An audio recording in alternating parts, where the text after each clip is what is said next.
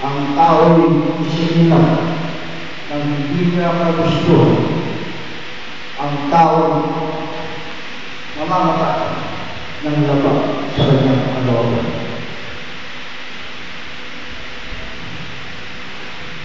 Bilang isa sa mga kapatid ng Tulang, Dolores Aragon Menudo o si Ate Oren, ako po ay nasa inyong harapan upang katawanin ang kanyang mga anak, si Connie, si Bessie, si Landa,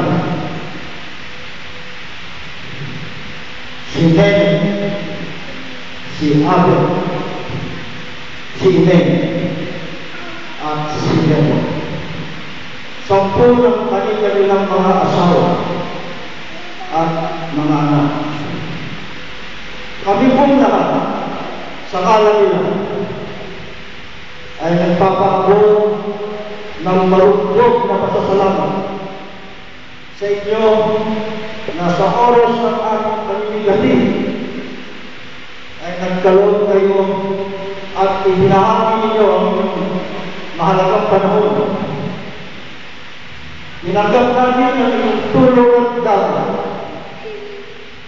at damay sa iba't ibang kaparaanan,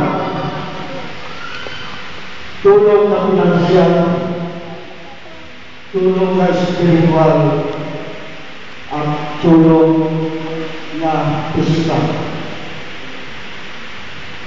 Hindi namin malilimot isang napakalaking utang na loob namin tinatanong sa inyo habang kami nabubuhay.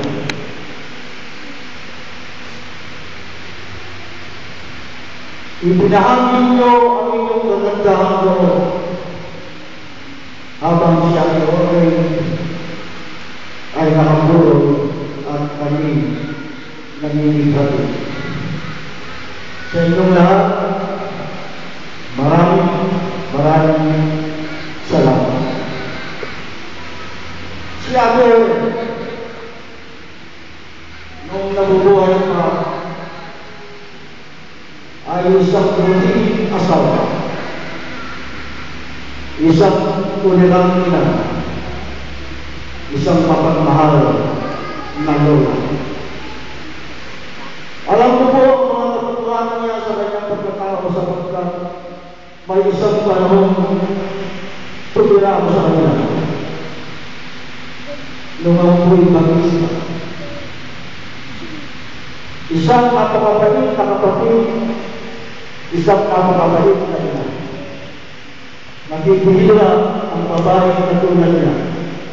Kung kaya siguro pinagkalooban siya ng maligayang buhay, ng mahabang buhay, namatay po siya sa gulang na 71 taong buhay. Sa iyo, Lord, salamat sa lahat.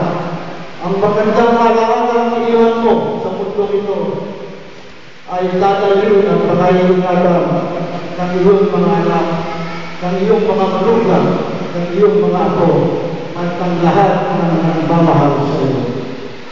At muli,